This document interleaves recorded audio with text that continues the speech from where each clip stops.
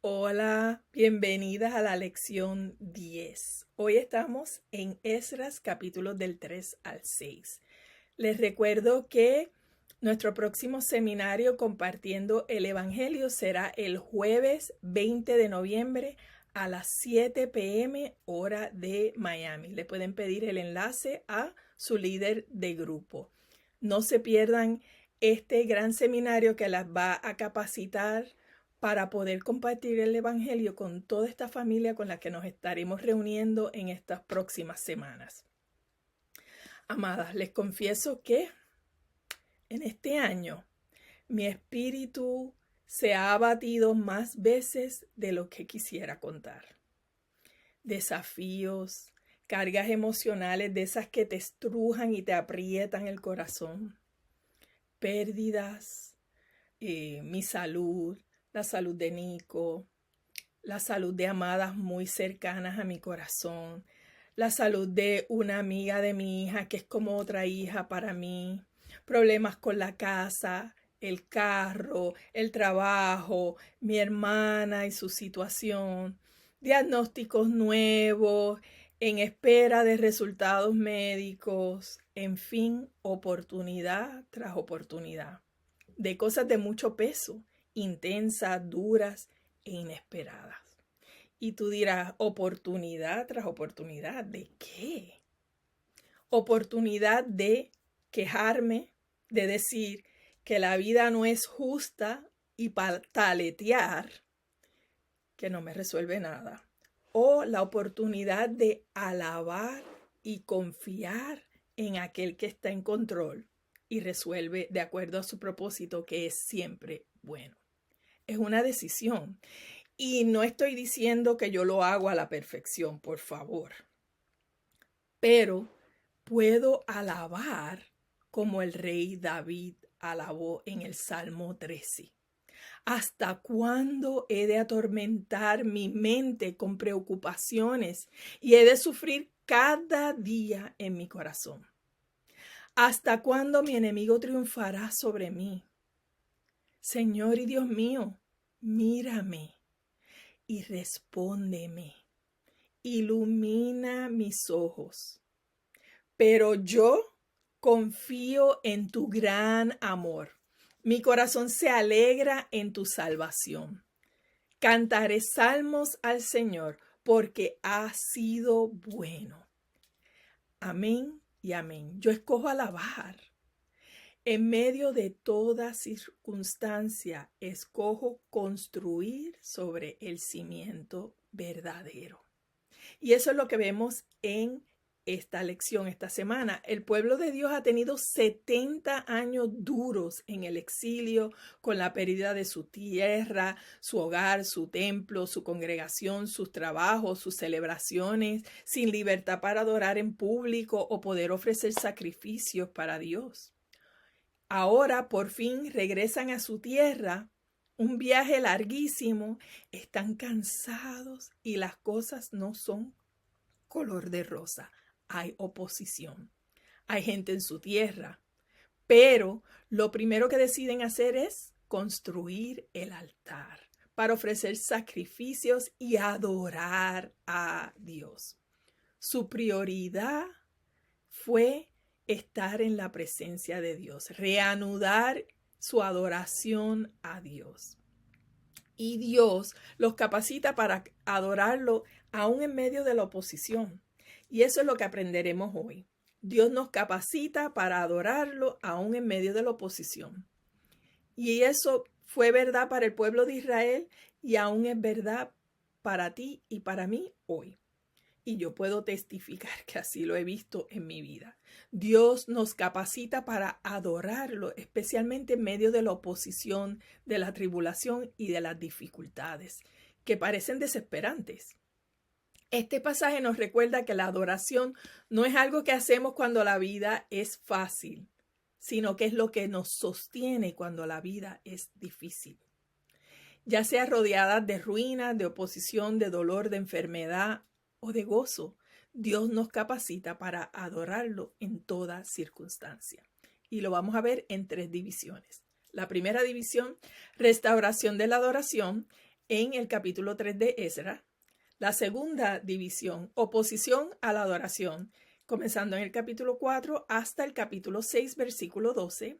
Y la tercera división, renovación de la adoración, en el capítulo 6, los versículos del 13 al 22. Así que las exhorto a que abran sus Biblias al capítulo 3 de Ezra y oremos. Señor, tú eres soberano Dios del universo, el que está en control de cada detalle. Eres un Dios de orden, eres un Dios que todo lo ve, que inclinas tu oído para escuchar nuestro clamor y que escuchas nuestro clamor desde el primer momento que sale de nuestra boca. Padre, te damos gracias porque hasta aquí nos has traído. Gracias porque nos hablas a través de tu palabra, porque nos has llamado, porque nos has escogido y porque nos enseñas, Señor. No nos dejas como nos encontraste, sino que nos vas madurando espiritualmente. Señor, te pido porque en este tiempo que vamos a pasar en tu palabra, Señor, que me quites a mí del medio y que seas tú y solo tú lo que sale de mi boca, Señor, que mis amadas puedan escuchar tu voz y escucharte a ti y lo que tú personalmente traes a cada uno de sus corazones, Señor. Y para la que no te conoce, Señor, que hoy sea el día de su salvación.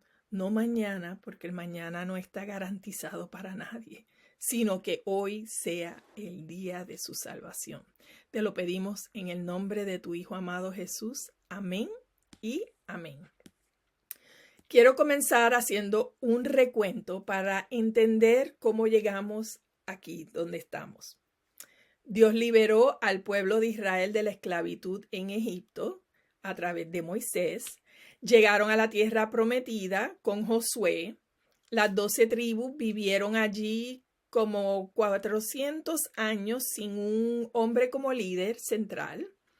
Cada tribu tenía un líder interno, pero Dios reinaba. Cuando hubo crisis, Dios levantó a jueces para solucionar. Pero el pueblo quería tener un rey físico como los vecinos. Y Dios les dio un rey. El primer rey fue un hombre tras el corazón del pueblo, tal y como lo querían, Saúl, y fue un desastre. El segundo rey fue un hombre tras el corazón de Dios, David. David quiso construir un templo para Dios, pero Dios no se lo permitió porque David había derramado sangre. Salomón, el hijo de David, construyó un templo que fue espectacular en el medio de Jerusalén. El hijo de Salomón, Roboam, bajo su reinado hubo gran conflicto en Israel y se dividió Israel. 10 tribus formaron el reino del norte o Israel y la tribu de Benjamín y Judá formaron el reino del sur o Judá con Jerusalén como su capital. La capital del reino del norte fue Samaria. El reino del norte tuvo un sinfín de reyes, ninguno descendiente del rey David, y fueron terriblemente malvados, idólatras, rebeldes, desobedientes. Dios les envió profeta tras profeta para advertirles. No escucharon y al final fueron conquistados y exiliados por Asiria. Asiria se los llevó a vivir a otra tierra que ellos habían conquistado y trajo gente de otro lugar que habían conquistado a vivir en Israel. El reino del sur, como unos 135 años más tarde, fue conquistado por Babilonia y llevado al exilio a Babilonia. Los babilonios destruyeron el templo de Salomón y la ciudad de Jerusalén. 70 años después, Dios mueve el corazón del rey persa Ciro, tal y como él lo había predicho casi 150 años antes de que naciera Ciro. Ya lo había conocido y lo había llamado por su nombre. De la misma manera, amada, Dios te conoce a ti desde antes de la fundación de la tierra y te ha llamado por tu nombre. Tremendo, ¿verdad? Bueno, volvemos. Ciro autorizó el regreso de Judá a su tierra Y en el séptimo mes, un mes importante para el pueblo, pues es el mes donde celebraban el día de la expiación, la fiesta de los tabernáculos y la fiesta de las trompetas. Los israelitas ya se habían establecido en sus ciudades y todo el pueblo se reunió en Jerusalén, unidos en un mismo sentir, con un mismo propósito, en un mismo espíritu, en obediencia a Dios. Y Dios levantó a dos líderes, Jesúa, hijo de Josadac, que fue hijo de Seraías, que fue el sumo sacerdote cuando Babilonia invadió, y eso lo pueden ver en Segunda de Reyes 25, y Zorobabel, hijo de Salatiel, descendiente del rey David, que los eruditos piensan que es el mismo que Ciro nombró como Sesbazar, gobernador de Judá, en el capítulo 1. Un descendiente del rey David para gobernar y construir el templo, y un sumo sacerdote para servir e interceder por el pueblo. Estos mostraron su prioridad espiritual y comenzaron con la reconstrucción del altar, que era el centro de su fe. Reconocieron su necesidad de ofrecer sacrificios a Dios como olor fragante para el perdón de los pecados, en obediencia a la ley de Moisés. Amadas, todo comienza en el altar, en el lugar de sacrificio que Dios instituyó para su pueblo, enseñándoles que el pecado tiene un precio muy alto. La consecuencia al final del pecado es la muerte. Sin el derramamiento de sangre no hay perdón de los pecados. Los sacrificios de animales servían como una poderosa imagen de la sustitución, que significa en lugar de otro. El pueblo confesaba su pecado y derramaba la sangre de los animales que tomaban su lugar, y así pagaban el justo castigo que su pecado merecía. Tuvieron 70 años sin ofrecer sacrificios y su prioridad era establecer su relación con Dios. Para el creyente hoy, el altar de sacrificios es la cruz, donde Jesús, el Cordero perfecto, sin mancha ni defecto, voluntariamente entregó su vida y derramó su preciosa sangre para el perdón de todos tus pecados, pasados, presentes, los de hoy y los próximos que vas a hacer, todos los míos y los pecados de la humanidad.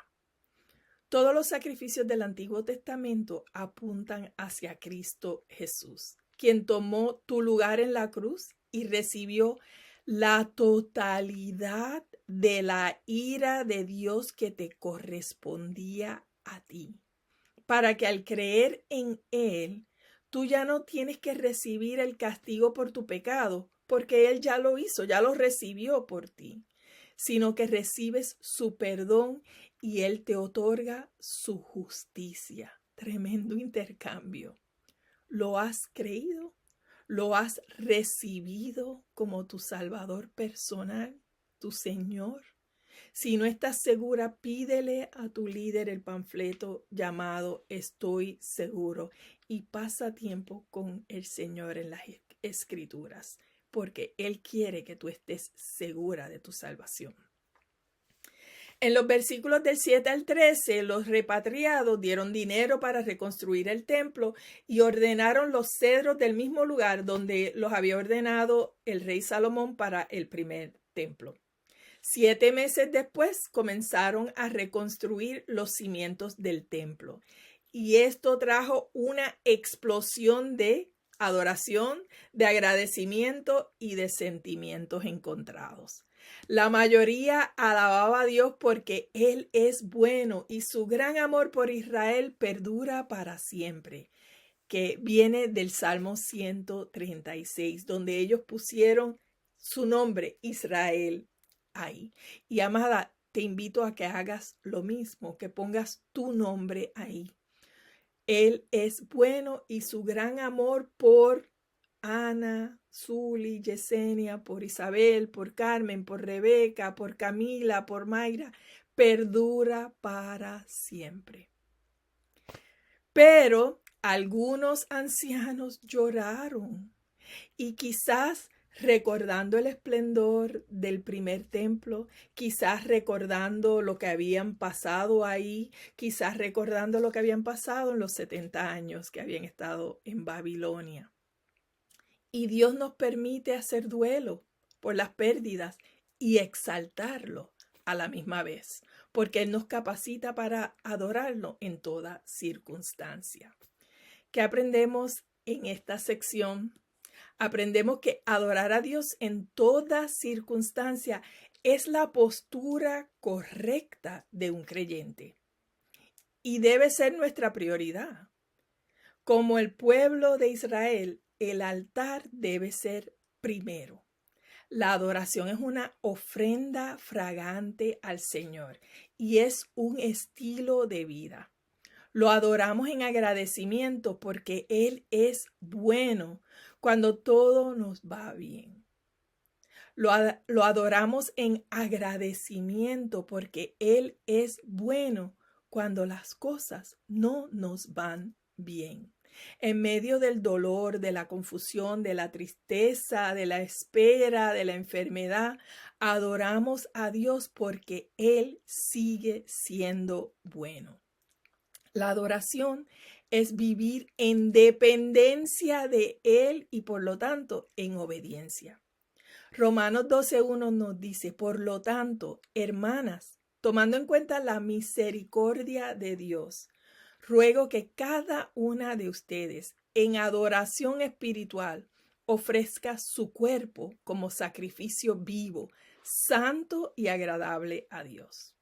Dios quiere tu todo. ¿Para qué? Para que lo adores y no te amoldes al mundo, sino que seas transformada mediante la renovación de tu mente.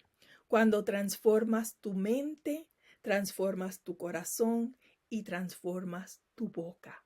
Y compruebas que la voluntad de Dios es siempre buena, agradable y perfecta. La adoración a Dios como estilo de vida trae transformación. Dios nos capacita para adorarlo en toda circunstancia. ¿Cuáles son tus prioridades? ¿No estás segura? ¿Qué dicen tus actividades diarias acerca de tus prioridades? ¿Dónde inviertes la mayor parte de tus pensamientos? ¿Dónde inviertes la mayor parte de tu tiempo? Dios te llama a reordenar tus prioridades. En la segunda división, las circunstancias de los judíos comienzan a cambiar al comenzar a reconstruir el templo. La oposición se levanta de parte de la gente que estaba viviendo en Jerusalén. Esdras registra diferentes épocas de oposición durante esta parte de la historia judía, pero no lo hace en orden cronológico, como lo vieron en sus preguntas y como lo van a ver en las notas. La idea es mostrarnos cuánta oposición enfrentaron. Los primeros enemigos son enemigos de Dios porque saben quién es Él, pero se oponen a su soberanía y a reconocerlo como el único Dios verdadero, el único camino, la única verdad, la única vida. Ofrecen una supuesta ayuda, pero Zorobabel y Jesúa, con sabiduría y discernimiento de lo alto, no aceptan la ayuda. Y enseguida estos enemigos muestran que sus motivos no eran puros, porque enseguida se dedican a desanimar, intimidar y a sobornar. ¿Para qué? Para frustrar los planes de la reconstrucción del templo. Y al principio su estrategia funcionó porque la reconstrucción se detuvo por 16 años. Pero Dios no permitió que esta oposición temporera frustrara sus planes de terminar el templo, como vemos más adelante. Los versículos del 6 al 24 son como un gran paréntesis. Esta oposición sucede más adelante en la historia, con los reinos de Asuero y Artajerjes. Es como cuando estás viendo una película y de repente te ponen una escena y te dicen 10 años más tarde y luego 15 años más tarde, ¿verdad? Y luego te regresan a ahora en el presente. Así estamos viendo aquí. Muchos años más tarde, los enemigos de Dios levantan acusaciones contra su pueblo. Para entonces ya el templo estaba terminado, pero los muros no. Los enemigos escribieron una carta al rey Artajerjes informándoles que los judíos estaban reconstruyendo la ciudad malvada y rebelde. Y sí, Jerusalén había sido rebelde en una época, pero en este momento estaban reconstruyendo en obediencia a Dios. Los funcionarios pidieron que se suspendiera la construcción y así se hizo. Hoy día, el pueblo de Dios a veces aún es injustamente acusado de cosas que restringen nuestras actividades cristianas y desalientan nuestro testimonio. Los creyentes, como creyentes, también sufrimos acusaciones injustas de parte de otra gente o acusaciones del enemigo, que es el gran acusador, quien busca distraernos para que desviemos nuestra mirada de Dios. Aquí vemos que se cierra este gran paréntesis y el versículo 24 ya nos regresa a el presente. En el capítulo 5 hasta el capítulo 6, versículo 12, Dios envía a los profetas Ageo y Zacarías, que los vamos a estudiar en unas semanas más adelante. Los envía para animar a su pueblo y dejarles saber que Él velaba por ellos. Qué lindo es el Señor, ¿verdad? Zorobabel y Jesúa se dispusieron a continuar la reconstrucción del templo. Y los profetas estaban con ellos ayudando y apoyándolos. En ese mismo tiempo, el gobernador persa Tatenai les pregunta si tienen permiso para construir, pero no interrumpe la construcción, pues Dios velaba por ellos. Tatenai envió una carta al rey Darío para que investigara si era cierto que el rey Darío les había dado permiso. Darío encontró el decreto de Ciro en los archivos y le respondió a Tatenai: aléjate y no estorbes la reconstrucción. Y le ordenó, es más, sufraga todos los gastos de la reconstrucción y a diario suministrale los animales que necesitan para ofrecer su sacrificio y también provéeles con el trigo, la sal, el vino, el aceite y todo lo que necesite. Y si desobedecían, tendrían consecuencias graves. Creo que les quedó claro. ¿Qué aprendemos en esta sección? Aprendemos que adorar a Dios siempre atrae oposición. Cuando tú tomas un paso en fe y decides vivir una vida en adoración y obediencia a Dios, la oposición siempre se levanta. Se levanta para tratar de frustrar los planes de Dios. Esa es su agenda. Y tu vida puede ser difícil, un poco más difícil de lo que tú quisieras, pero Dios vela por ti. Nos toca perseverar en lugar de tirar la toalla. Juan 16:33, Jesús nos dice, yo les he dicho estas cosas para que en mí hallen paz. Él es nuestra paz en medio de la oposición. Y nos dice, en este mundo afrontarán, positivo, van a afrontar aflicciones, pero anímense porque yo he vencido al mundo. Anímense, perseveren porque lo mejor está por venir. Para los judíos de aquella época, el templo era el lugar donde se encontraba la presencia de Dios. Hoy, para el que ha recibido el sacrificio de Cristo como nuestro sustituto, tú eres el templo de Dios. Aún estás bajo reconstrucción. La tribulación, la dificultad, la aflicción son pasajeras, pero perseveramos confiando que el que comenzó tan buena obra en ti y en mí, la perfeccionará el día de Cristo Jesús. ¿Quién está cuestionando tus decisiones o tus convicciones que están de acuerdo a la palabra? Adorar a Dios siempre atrae oposición. Persevera, adóralo y confía.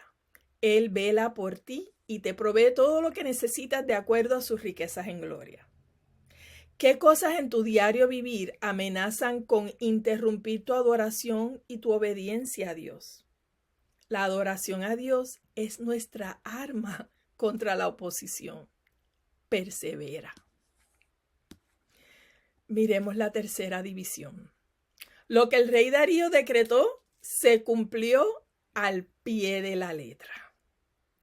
Amada, y lo que Dios dice, Él lo cumple al pie de la letra, aún a pesar de la oposición. Terminaron la reconstrucción de acuerdo con el mandato de Dios y el decreto de Ciro, el día 3 del mes de Adar, en el 6º año del reinado de Darío, o sea que 4 años después de haber reanudado la construcción. Entonces los repatriados, llenos de júbilo, dedicaron el templo de Dios. Ofrecieron centenares de ofrendas para expiar por los pecados del pueblo. Expiar es pagar el precio del pecado, como ya habíamos mencionado. Como también hemos dicho, y como dice su palabra, que sin el derramamiento de sangre no hay perdón de los pecados, la sangre derramada de estos animales sustitutos cubría sus pecados. ¿Y cómo es eso relevante para ti y para mí hoy? Es relevante porque apunta a Cristo Jesús, quien cargó con el castigo de todos tus pecados y todos los míos. Y la totalidad de la ira de Dios por tus pecados cayó sobre Cristo en la cruz para que tú confíes en Él como tu Señor y Salvador y seas salva. Es un intercambio que nunca podremos entender por completo.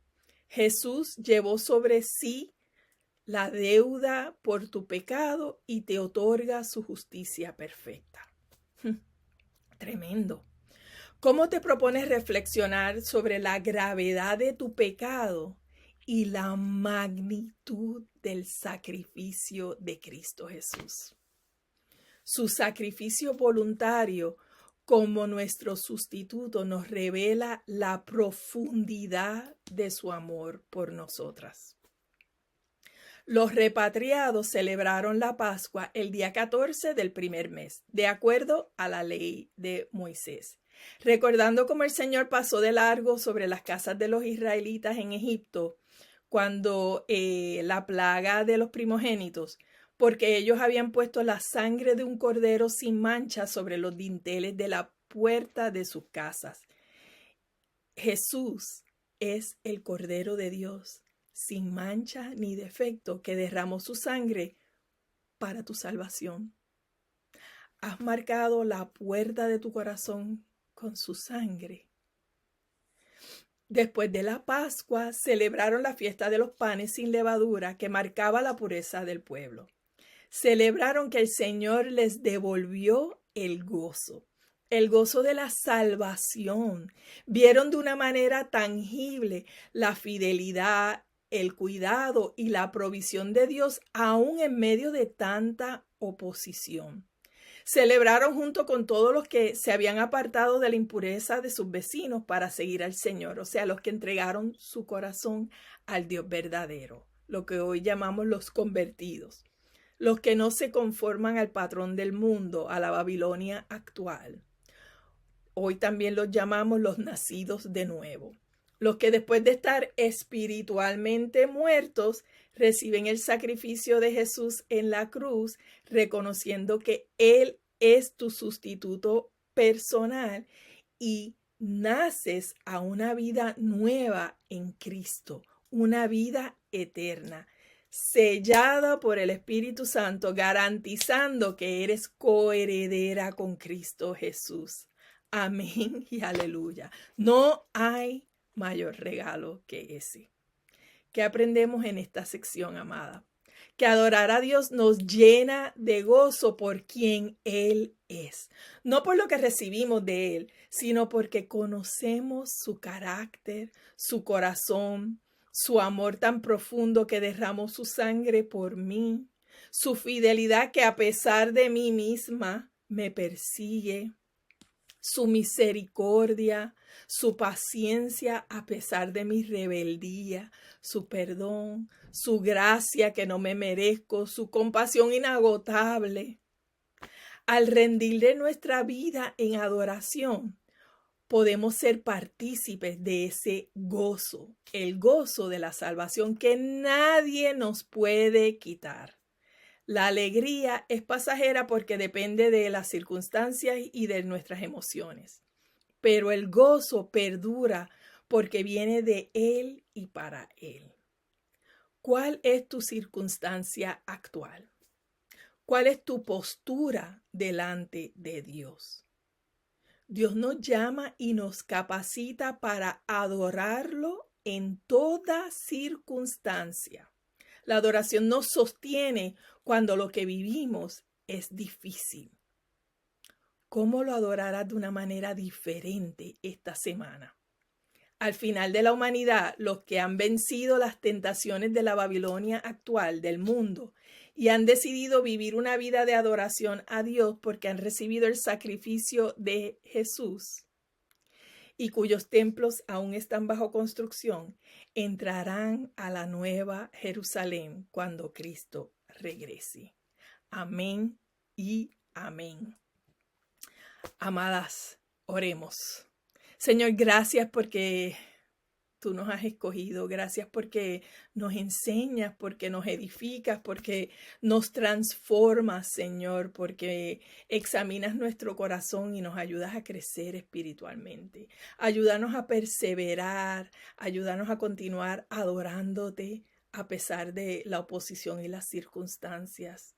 Y para las amadas que aún no te conocen, ayúdalas a abrir su corazón para recibirte, Señor, y que hoy sea el día de su salvación.